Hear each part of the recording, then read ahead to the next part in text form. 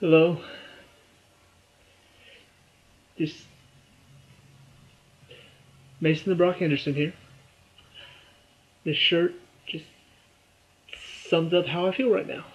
I feel like Jason if it were Saturday the 13th and not Friday the 13th. I'm completely and totally just bummed out. Okay, everybody's talking about it. I'm going to save that for last. You guys know exactly what I'm talking about. I'm saving that for last. I could talk about it for probably a couple hours. I'm going to try to talk about it fast, but first let's just talk about the rest of the episode. The Walking Dead, people. Okay, let's get started. So, obviously this is what happened immediately after the horn goes off. Episode 1, we hear the horn. This is what happens directly afterward. Rick decides he's going to go get the RV. He's going to meet up with Daryl and Sasha and Abraham, and they're just, they're going to kind of lead the horde that's heading towards Alexandria. He's leading them towards where Sasha, Abraham, and Daryl are. So he's at the RV. That's where he's going. He's just taking off. He's going, and the rest of them are heading towards a town, I guess. And their main job is just to get back to Alexandria.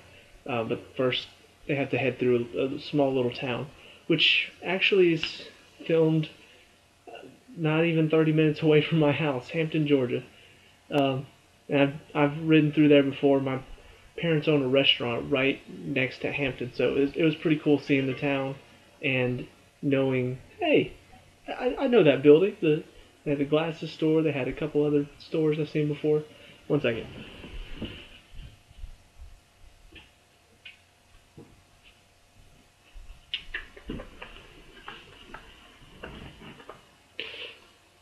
Alright.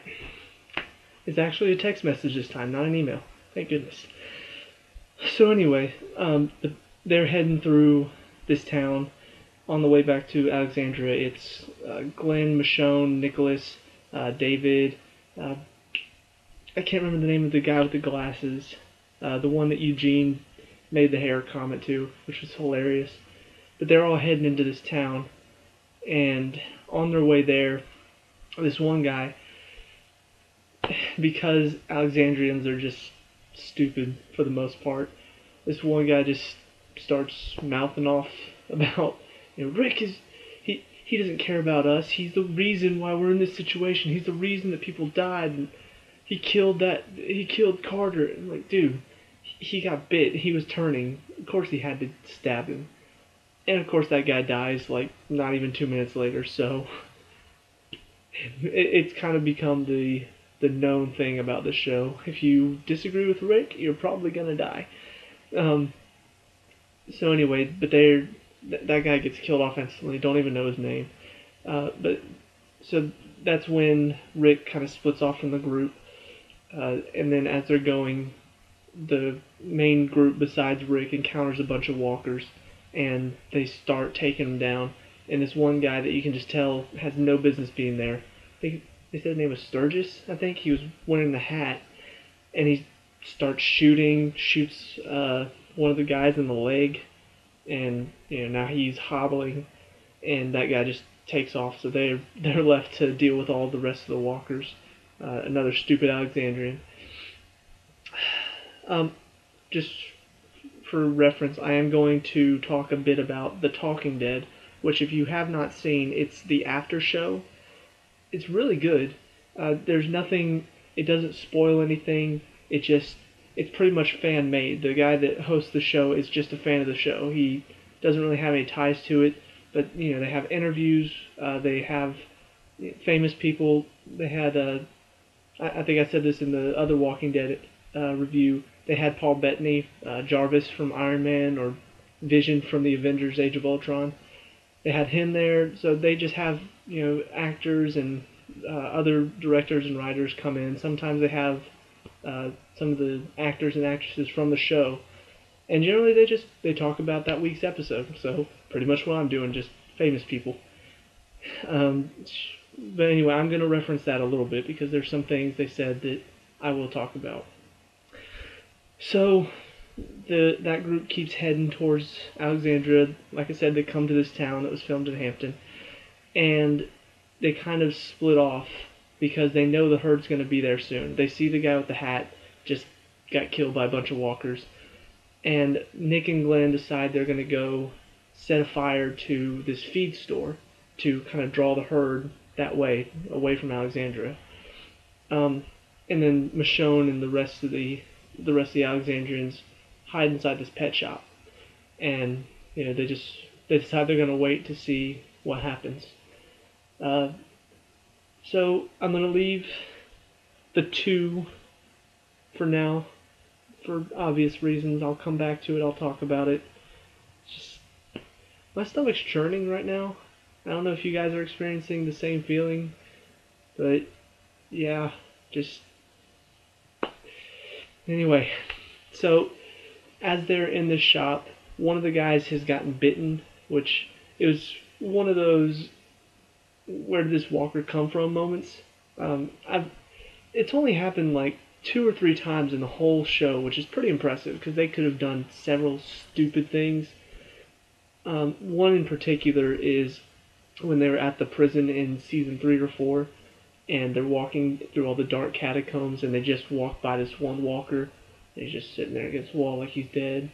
And the second time they walk by, Herschel like steps in between his legs, jump and bite his leg.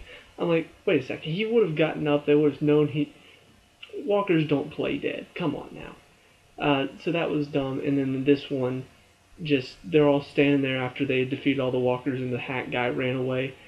And then Walker out of nowhere, no sound, no nothing, just bites the guy on the shoulder. And so it doesn't happen very often, to the show's credit. So, I mean, that's very impressive to not have too many, that doesn't make any sense moments in this show. But anyway, so this guy, he's very clearly trying to accept his death. He's got a wife named Betsy back at Alexandria. He writes a note to her. Michonne, writes a note saying, "We're going to get you home." And then they have the guy with the glasses and the dreads kind of telling Michonne, "I know what Rick said to you. I know he said, leave us behind." And they did mention this in The Talking Dead. A lot of the Alexandrians seem to think that it's just Rick that leaves people behind. And the funny thing is that Alexandrians are very much more capable of doing that than Rick is. Rick he cares about his group, so he's not leaving his group behind. But the Alexandrians will leave anybody behind just to save their own life. And oftentimes it ends up being worse off for them. So I thought that was kind of interesting that they seem to think that Rick is the only one that will leave anybody behind. It's like, no, he won't. He knows that you guys have not experienced what they have. And Michonne kind of tells him that. He says, you haven't been out there when you're covered in blood, you're not sure what's the walker's, what's yours, and what's your friend's blood. And just really kind of lays into him because he's been just giving her crap this whole episode. And it kind of shuts him up. So anyway, it's Michonne, it's that guy with the dreads, the guy that got bit on the shoulder with the wife, it's another black guy that got shot in the leg by the hat guy, and then it's a girl that I think was with Dreads guy when they came in at the beginning of the season in one of the flashbacks. I think they said her name was Annie. She was only in for a couple episodes. But anyway, they're all in the pet shop. Eventually they hear banging. Come to find out there are 2 walkers trapped in this back room that was hidden behind this big poster for some reason. So Michonne kills them, but that causes noise. So now walkers are being drawn just as the herd is getting there. And so they break it down and they start running. Girl with the broken leg can't do anything about it. She trips and falls, tries to tell them to go, and they're kind of sitting there for a second. You're like, go, what are you doing? So she gets killed off. And then they come down this alleyway, and it's pretty intense for a second because the 2 black guys climb the fence and get on the other side, and then Michonne and David are climbing at the same time, and walkers like grab their legs before they go over, so they're just tugging. And finally, the two guys on the other side start doing something, start shooting some of the walkers. Michonne makes it, David does not, and it's really kind of heartbreaking because he's just sitting there, he's getting eaten alive by the walkers, and there's the little note that he wanted to give to his wife, which just, first of all, she may not even have made it after the wolves attack last week, but it still is just, and on top of that, it was one of those, they were just watching him, they were just watching him being torn apart. And the only other time that I've seen anybody watch somebody be torn apart like that was when Glenn watched Noah get killed last season. But there's nothing he could do about that. He was on the other side of plexiglass. It's not like he could do anything. This guy's on a fence. Just put it in. Like, he's sitting there getting skin torn off of him. I think he would be okay if you just stabbed him in the head or something, put an end to his misery. Because they're just sitting there watching him be torn apart, and I'm like, dude, that's awful. Just shoot him in the head, stab him in the head, something. At this point, it's mercy. It's not, So anyway, but Michonne and the two other black guys make it out of town, which, that they do find a way to make it out, and they head into the woods towards Alexandria. And the way they finish their story is really good because they start crossing this river. It's like a little stream, and it shows the guy with the glasses and the dread, and he looks down and sees his face just covered in blood, and it kind of clicks with him that that's what Michonne was talking about. And so hopefully maybe he starts to understand Rick and his group a bit more from here on out. Then to Daryl, Sasha, and Abraham. Daryl decides he's going to head back to Alexandria. And that I like that they don't explain why, because I think for a lot of these fan fiction fans of the show, I feel like if he had said something about Carol, it would have confirmed. They would be like, he loves Carol, go find her, go hug her, go kiss her. I don't think it's a romantic thing between them. If it is, whatever. I really think it's just it's almost like a brother and sister, almost. I mean, just the way they care about each other. It's not romantic. It's just you find somebody to attach yourself to if it's not a romantic attachment, and that's how they are. And at this point, I think Carol's so far gone into this world, I don't think she can have a romantic attachment anymore. But I think they're two very close friends that, when Daryl hears the town may be under attack, he's going to go back and he's going to go save her because it's probably the only person he has left that he cares about. But like I said, I don't mind that they don't say why he's going back. It's just he's going back to Alexandria. But then Rick has this talk with him that kind of changes his mind. He says, "Look, we're not heading back for their sake. If you head back, it's for your sake. It's not for their sake. Because if you head back, you're just drawing the walkers to them." And that's kind of, Daryl kind of clicks in his head. He's like, he's right. Because, if he does go back, it will draw walkers. But if he doesn't go back, he can draw the walkers away and save, Carol and everybody else in the town that way. So in the end, he does come back. He meets back up with Sasha and Abraham at the front of the pack. And finally, before the big talking point, Rick's story. He makes it to the RV on the other side of the wall that they had built to direct the walkers away. And he drives to this, I don't know exactly where he was. I figure he was in between where the walkers started heading towards the town and the town. Because walkers at the very end start coming out of the woods. But as he's sitting there in the RV, he's sitting there. He had just taken on some walkers. His hand was cut, and whenever he went to stab one of the walkers, walker blood got in his hand. And apparently that's supposed to mean something in the comics. I haven't ever read the comics, so I don't know exactly the story there. I know a bit about the comics, but anyway. But it seems like they're kind of really trying to highlight that, that's going to be important later. So they have that, and he's he's in the RV and he's trying to treat his cut, and that's when he gives the speech to Daryl, Sasha, and Abraham.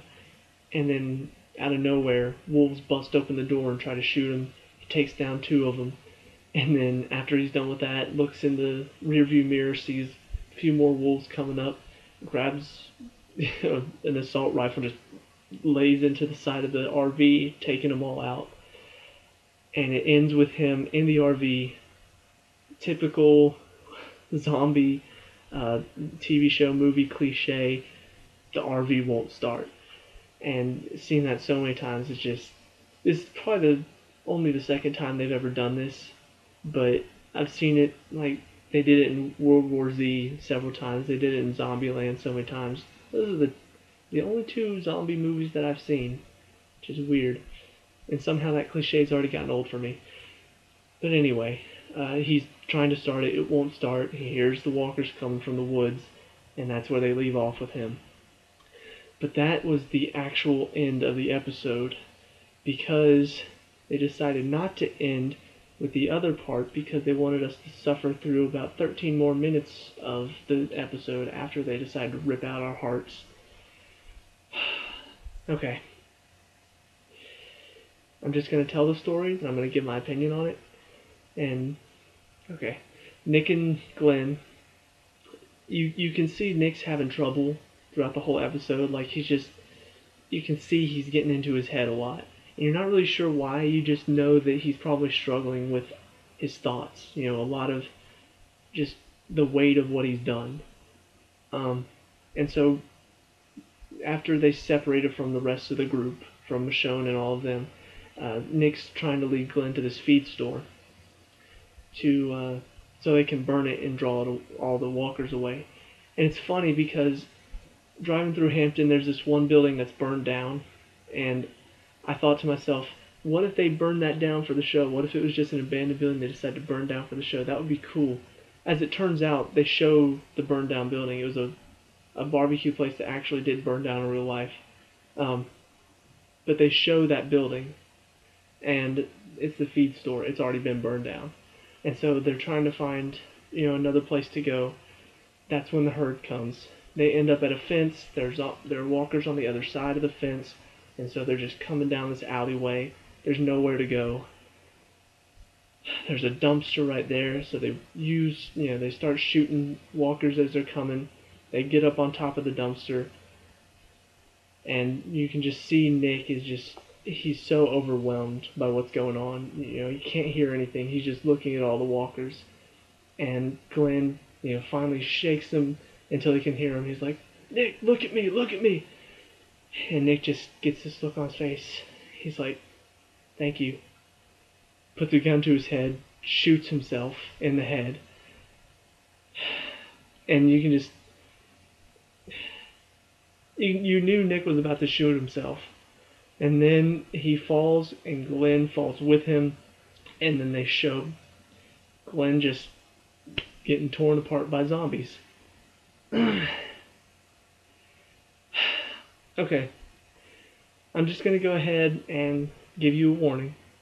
If you are some of the people that are proclaiming that Glenn is not dead, giving all these reasons why he's not dead, go ahead and stop watching, because as much as I hate to say it, I do think he's gone. And I'm about to give some reasons why, and if you want to, I'll say stay in denial, and if I'm wrong, then I'll look like a fool. I don't care. But I have fairly good reasons why I think he is gone. And I hate to say that because I don't want him to be gone, and I hate that he's gone, and I want to punch whoever decided that they wanted to kill him off. But here we go. There are many reasons why it fits. For the show, for this episode. First of all, they had him kind of take that last look at Herschel's stopwatch. And then they had him talk to Daryl, and just like when he first met, Daryl, they had him talk on the walkie to Rick, and kind of when he first met Rick, called him a dumbass, just like the first time they met. And I mean, it just ties it all together. Looks at the stopwatch. You know, they were talking on the Talking Dead, the after show. The can't remember if he was the director or the writer of Lost, but he was talking about how David and his wife, how it was almost like he called it a Trojan horse for Glenn and Maggie, because there's no closure there. We didn't get to see Glenn go through not being able to see Maggie again, but this couple was able to do it. He got bitten, and he knew he was going to die, and he knew that he wasn't going to get back to see his wife, and that's pretty much what Glenn would have gone through. But I mean, we just saw it through another relationship, so it was almost like this is the relationship that we don't get to see happen when Glenn dies. And I do think that is very clever writing, even though I still hate it. But anyway, that's just as far as the episode and the writing in this episode goes. As far as the universe of The Walking Dead itself, it fits very well. Still hate to say it. First of all, it fits with the universe, because this is a universe of people die. People do die, and anybody is vulnerable. Even the best of the best, even Rick's whole group, they're all vulnerable, even though we don't want them to be. And I think it was the Lost guy was saying that there's kind of a list of these unkillable characters that, as the writers write more and more, people start to develop these, I don't want to see that character gone. You can't kill that character. And the list really felt like, obviously, I really don't think Rick is... If Rick dies, it's going to be the last episode, because this show revolves around Rick. This show is basically Rick and the people close to Rick and what he does to survive in this apocalypse. And so if he does die, I feel like it's going to be the very end. Because, I mean, say what you will, he is the main character. And you can't... There's not really much of a show without Rick, because what else ties all these people together? Not much. So that's my opinion on Rick. I don't think... Daryl's another one that you just feel is unkillable because it's Daryl. Carl feels unkillable because he's Rick's son, and you feel like he's already lost his wife and several people close to him. You can't imagine his son, and for that fact, the baby too. Like, you can't imagine the baby dying. And also Carol. I feel like Carol, at this point, she has fit so much into this new world, just like Rick has, that I don't feel like she has a weakness to where I don't think she'll die. And she might, I don't know, but those four characters mainly are the ones that feel unkillable. Carol, Daryl, Carl, and Rick. Glenn felt like he was one of those two. Like Maggie, it felt like, yeah, she's Glenn's wife, but it felt like she might die. Sasha and Abraham certainly felt like they were on the verge. Obviously, the rest of the group is fairly new. You could see them at any time just kind of going. Morgan does feel a little unkillable, but at the same time, I don't know, the way he is now, he feels like he has a major weakness that he doesn't want to kill other humans. So I don't think he'll die by walkers, but I do think he'll die by just the fact that he's not willing to kill people. But anyway, so the fact that Glenn was kind of in this unkillable thing, it's almost like saying nobody's unkillable. You would like to think that people are, that this group is unkillable, but they're really not. And just the fact that they've made it this long in this apocalypse, where so many people have not made it for several reasons, I mean, it really does kind of feel a little unbelievable. Just, I don't know, when you think about the number of walkers there are, it does feel a bit unbelievable that all these people will make it and survive completely. Everybody's got to die eventually.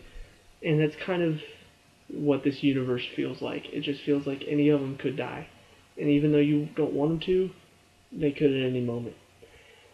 As far as the theme of the show, it completely fits with the theme of the show. So many times you see these people that have weaknesses. I've said it before, Rick and Carol, they don't have a weakness. They've molded into these killing machines. And it's really shown at the end of last season when Alexandria, Rick wants to show these people how to live, and Carol's like, look, you might just have to kill them. And Rick's kind of hesitating because he doesn't want to be that person, but he kind of is that person now. So he and Carol both just don't really have a weakness because they'll do anything to survive no matter what it takes. Everybody else on the show, besides maybe Daryl, I don't know. He's kind of out there for the most part as far as his motivations, as far as why he wants to survive.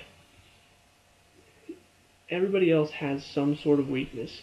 In this episode, watching the girl Annie with her broken leg, watching her get just killed by walkers, Michonne, even though she's supposed to just be this uncaring, just I'm gonna kill walkers, I'm gonna kill people that are trying to kill me, I'm gonna survive, she still stayed behind and watched.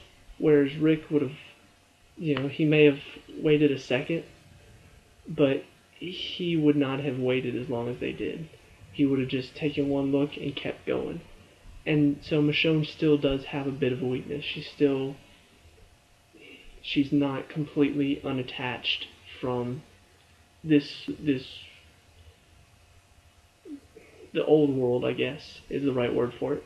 She still wants to help people survive. She still wants to, help other people before she helps herself. And Glenn, they talked about in The Talking Dead, and I completely agree. He truly does care about people. I can't remember her name now. She was the owner of the theater in Drake and Josh, and she's in that show Community. She's very, very, very detailed. She took several notes on the show. She has all this information that you just didn't think was that important, and it's important now. Glenn has never killed a real human being. He's killed walkers, but he's never killed another human. And that's because he truly wants to believe in people. And that's kind of what I thought this whole season was going to be about, was him trying to help Nick redeem himself. That is a weakness in this new world where walkers rule and people are just awful. That's a weakness. And that's what kills him, and it totally makes sense with the theme of the show that these weaknesses that people have are going to be the death of them. And sure enough, he tries to help Nick, and that's the end of him. Trying to help Nick is what gets him killed. And I keep saying I don't want it to be true because I don't want it to be true. I really, really, really don't want it to be true. But it just, so much evidence points to he's not going to make it. And I've heard this stuff about, well, maybe Nick's on top of him and that's whose guts were getting ripped out by the walkers. Okay, even if that is Nick who's getting his guts ripped out, it's not like the walkers are just going to ignore the live person underneath him. And even if they somehow do ignore him for a bit and he survives for a bit, there's going to have to be some sort of dumb deus ex machina that comes out of nowhere that just draws the walkers away. And I don't see the show doing that. Like, the writers for the show are very clever. They do very, very, very good writing. And I think they will ultimately give Glenn the ending he does deserve, where we really do get to see kind of a resolution for his character that hopefully will satisfy us. Ultimately, I as far as satisfy, what that means, I don't think I'll ever be okay with the fact that Glenn is dead. but I do think there are ways you can give him a justified ending to where you feel like he didn't just, go out without a bang. You feel like something happens, and you truly feel like he gets the ending he deserves. Because honestly, the main reason why I think so many people are freaking out about this is because it's the third episode of the season, so it's not even, most of these main characters that we're losing are either season finales, um, season premieres, or mid-season finales. Um, and obviously, not all the main characters were lost but they were close to mid-season finales or season finales. And to see him go out in the third episode just really kind of sucks because it's like nobody saw it coming. It's like, oh, it's the third episode. We may lose a couple people that we know. Nick might die. We'll lose a couple Alexandrians we didn't know. But to lose Glenn in the third episode just feels like it's unjustified. It's like we can't lose Glenn in the third episode. So hopefully there is a way that we can feel like he got the end that he deserves. Because Glenn deserves a season finale death. I mean, I think we can all agree that if he were to die, it should be season finale. It should be one of the things that just really ends the season and just it'll hurt, but at least we don't feel like we got cheated because it just came out of nowhere. But going back to what I was saying about the Deus Ex Machina, they don't really do that often. Like we've seen it before, where things just kind of happen out of nowhere, and you're just like, how did they get out of that? Glenn had one this season finale last season, where for a second there, I honestly was worried he was about to die. Where Nick shot him in the shoulder, leaves him to the walkers, and the next thing you know, Glenn's just tackling him. Like, wait, how did he get away from there? They never show that. But I really don't like it. Just anything that keeps him alive at this point just feels like they're gonna have to go stupid for it to work. Like it's really gonna have to be somehow Nick just, they only feed on Nick. For some reason, they just don't see him.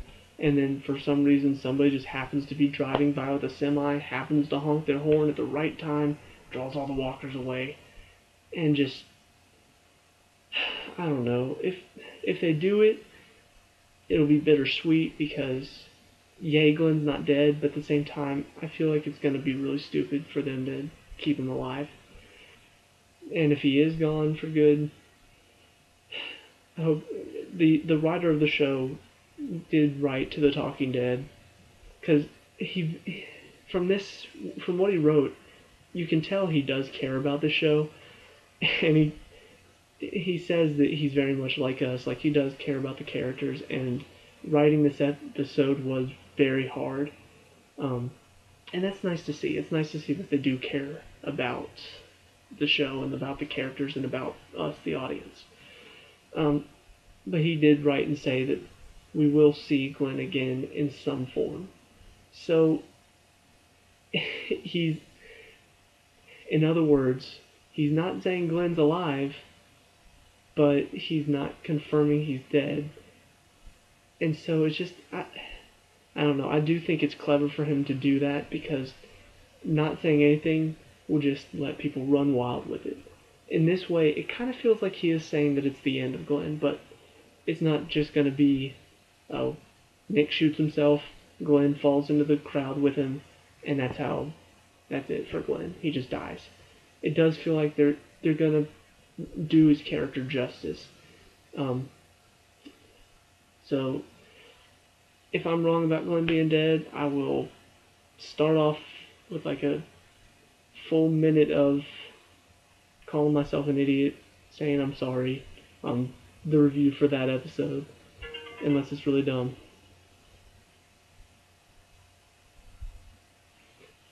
My mom's still just, he's not dead, he's not dead.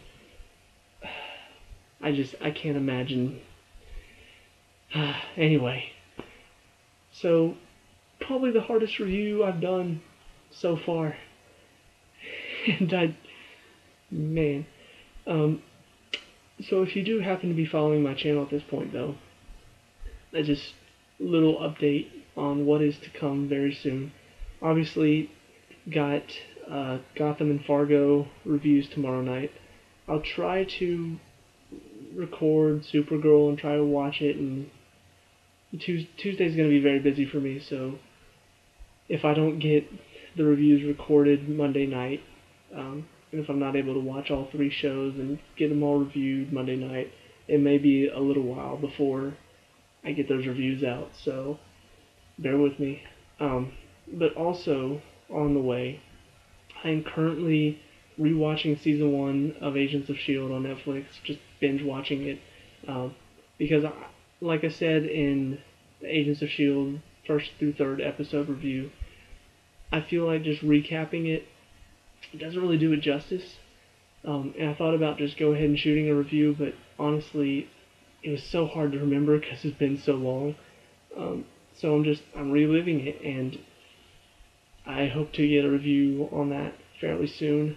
And just, I don't know how, I don't know how I'm going to talk about it for so long, but I'm going to do my best to just concisely review it, concisely pick the best episodes and the worst episodes, and so yeah, so that's on the way soon. Season 1 review, and then eventually a Season 2 review when I binge watch that as well. But for now, I'm just kind of going to sit in my bed, watching Agents of S.H.I.E.L.D., contemplating life without Glenn. Why'd you have to do it? God, it really hits right here, but also right here, like in the face. You know, in the hockey mask face, just like I got punched in the face with a hockey mask here.